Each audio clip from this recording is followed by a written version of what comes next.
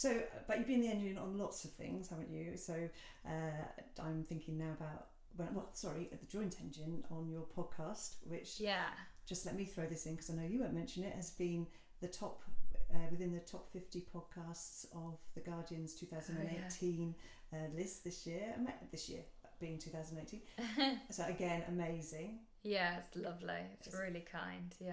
And I have to admit, I hadn't listened to it before, but I have been listening to it today. And when you came in, I said that one of the things I really, really like about it is it's two women talking the way women talk, and it really made me laugh for that reason. If people haven't heard All Filler No Killer, All Killer No Filler even. No, but that's more accurate. There's a lot of filler which we love. I love the filler basically. Then have a listen. It is brilliant, and The Guardian thinks it's one of the best 50. So do you want to just give us a little flavour of that? Yeah, so it's Rachel Fairburn, who's a brilliant comedian, and I had a mutual interest in serial killers, and we were like, why don't we just do a podcast where we chat about them? So every episode we pick serial killers to talk about, and we talk about their upbringing, their crimes, and their trial. And yeah, it's just a thing that's recorded in a spare bedroom, and then it's just really taken off, and it's lovely. And yeah, it's just two women chatting, because like we get lots of people, especially Americans, going like, you guys are outrageous, like I can't believe you talk like this. And it's always guys, and I'm like, no, that's just how women talk when you're not around. This is totally normal conversation. So and do British men the British men have been pretty quiet about it so far. We're bigger in America than we are in the UK. Are you? Yeah, which is why we're doing a tour in America in September. Yeah, I heard. I just know. So yeah, and then we started doing live shows, because we do live anyway, and they've been like great, and yeah, we can't believe how they've sold. So we're going to America, and we'll probably go to Australia as well soon. Wow. So yeah, it's amazing, it's astounding, and we're very, very lucky, and we don't ever take it for granted. And it's important to us that we're always, because everyone was like, oh, imagines it's going to be distasteful, but we try and, because I mean, so much of the rhetoric around true crime and murder is salacious, and I think anti-women, and like sexy, like, you know, women like, you know, a bit like Black Dahlia, kind of beautiful maidens being slain for, you know, titillation. And I hate that, and I hate that a lot of the victims who are vulnerable, so young women or women of colour or sex workers, are just dismissed and, you know, trivialised. And so it's about the victims as much as it's about the perpetrators. So we wanted to redirect the conversation with a sense of empathy to the right people. And you can make these things funny. You just take the piss out of the right people. It's the police. It's the people with power. Like with any comedy, you make fun of the people in power. You don't punch down to the people who haven't got any. So yeah, it's been. I think there's an appetite for that, because there's plenty of true crime stuff out there that's very dry and analytical, or that's very sort of salacious, or, you know. Whereas ours is, I think, is a different approach again, and it's really nice that it's resonated with a lot of people. So yeah, we've been very lucky with that. Were you surprised then that it's taken off, because you've been doing it a while, haven't you? It's not recent. It's something you've been doing for October 2014 we started. Yeah. So getting on for 4 years. So, yeah.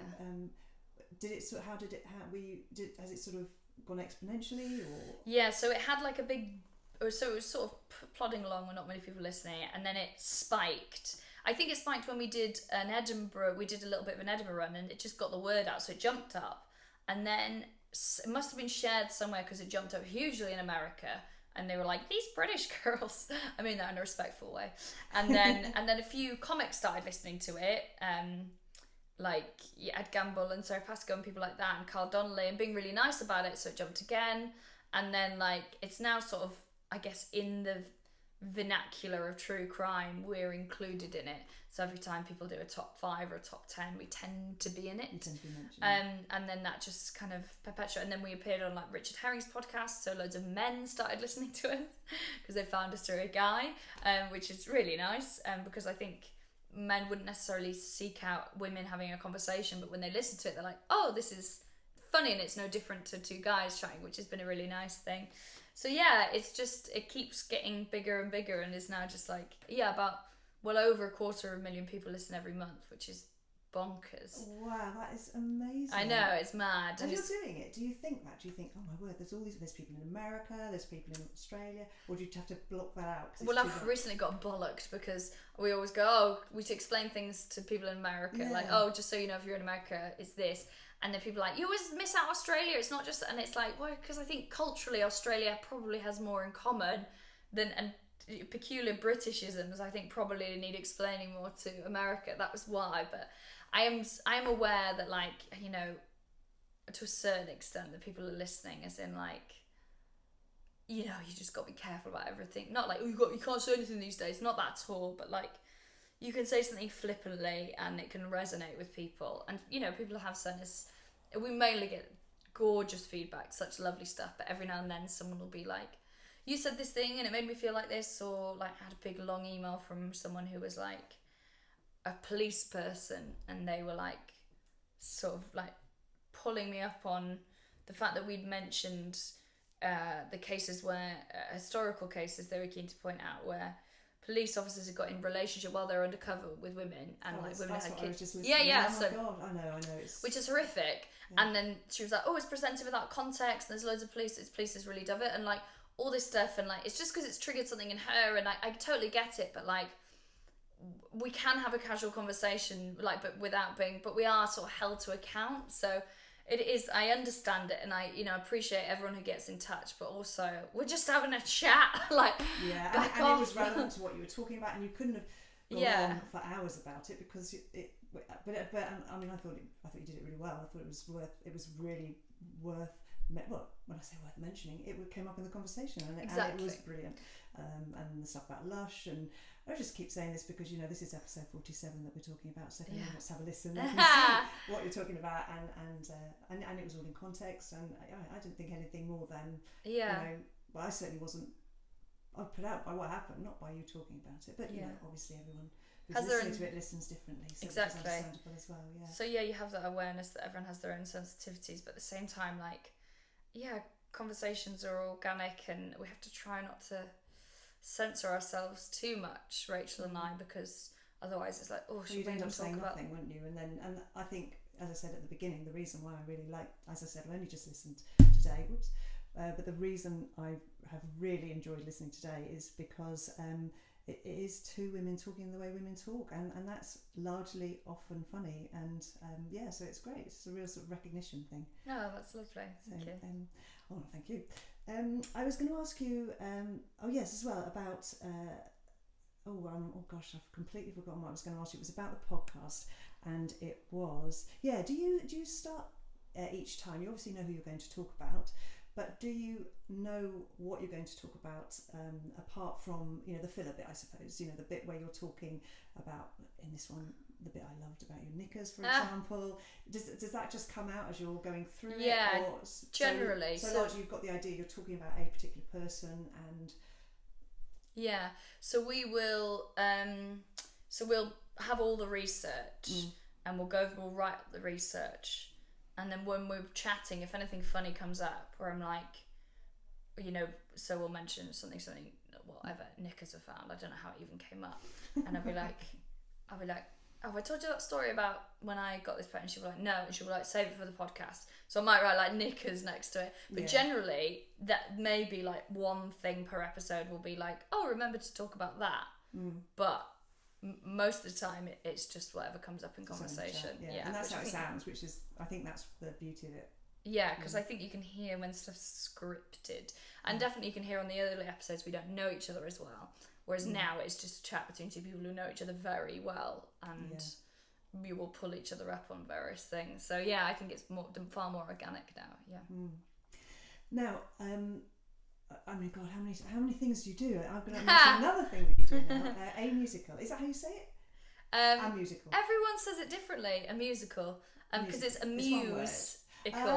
But also a musical means you're not very good at music. So it's works on many levels. Will Duggan, comedian, came up with it. So much thanks to him. He also wrote and composed the theme tune to All Killer. So he played that I really like that on my out of tune piano in the house. Excellent. But he came up with a name for a musical. So that's basically comedians loads of them are frustrated musical theatre performers or did musical theatre when they're growing up, and like this night's sort of a chance for them to do it. So it can't be comedians we know are singers because there's no jeopardy there. So it has to be people who don't really sing on stage, coming on stage with their homemade costume and trying very hard.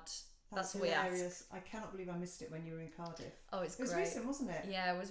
I can't remember when we did it now. Maybe it was like May or something. Yeah, but it was great. That was really fun. And then we have all sorts of weird people popping up. So like Jenny, she's a vixen in The Chase, was there. So she got up and sung. Jenny, is that not Jenny Collier? No, Jenny Ryan, who's on The Chase. She's one of the chasers. Yeah, she got up. But yeah, so who do we have? We have Matt Richardson, Nigel Ung, Aisling B, and was that all? Maybe I feel really bad. Oh, Rachel Fairbairn, who I do the podcast with. So yeah, it's a chance for, because even if people don't like musicals, they're like, oh well, obviously I love Grease too. So like everyone has their favourite, and it's about tapping into that, and it's just fun.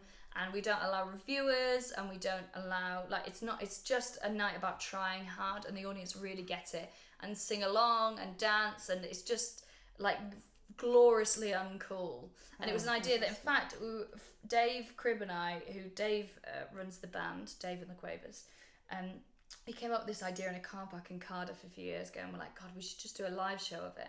And then I knew I wasn't a good enough singer to carry it on my own, and I love Jade Adams, who's brilliant, an amazing singer. God, we have to talk about her in a minute. Yeah, she's great. So I said, listen, would you come and try and host this thing with me? And I think she was a bit like, is this going to be shit?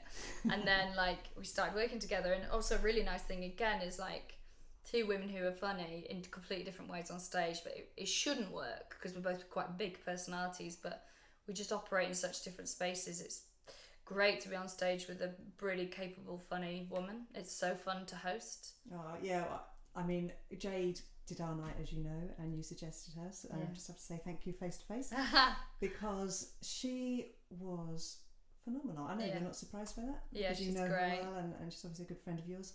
But I had heard of her because did she win Funny Women? Yes, and she was best nominee at Edinburgh. So I was aware of her, but I hadn't gone in touch or anything before then.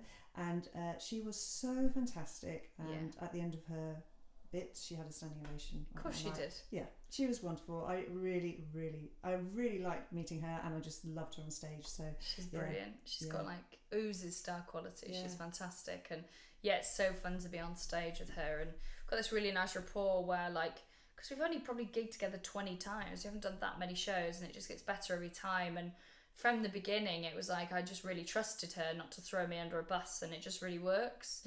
So I just love working with brilliant women. It's just delightful. And I think that they were the ones I was going to talk about. Is there anything else that's coming up that we need to know about? I mean, if you've got any time, of course, then maybe you're doing something else as well. No, nothing on the horizon, really. I've just got to get Edinburgh out of the way, and I'll do a tour in the spring. Not out of the way, but Edinburgh's the focus at the moment, and then I'll be touring in the spring. So yeah, it's just keeping really busy, but also trying not to drive myself mad. Well, actually, I wanted to ask you about the fact that this is a one-off rather than an ongoing thing. The fact that you're doing a programme for BBC Wales about Edinburgh.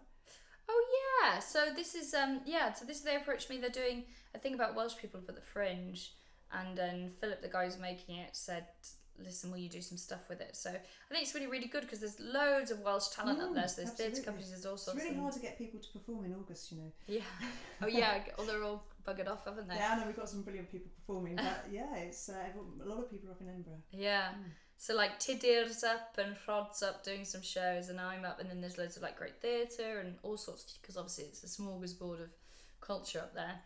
So I think BBC Wales wanted to show, because loads of people just don't know what the Fringe is. Like my dad only knows because I went and then went up and was like, this place is amazing. So I think it's about getting a sense of what the Fringe is over. So yeah, I think they'll be filming little bits of my shoddy little show, and then. Well, we're delighted because it's going to be at our show. Oh yeah, get that banner in there.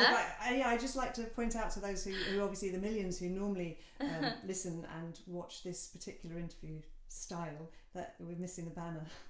Despite the fact that I've been to the pub yesterday. So 3 times you told me. Yeah, no. I went to the pub yesterday, but I've walked past it 3 times, including this morning, and still managed until I set up and I looked around. And I thought, I've forgotten the banner. So there we are. never mind. Yeah, so it's going to be at Flute and Tankard, the filming. This is 2 days' time on Thursday. Yeah, I don't really know what it entails yet.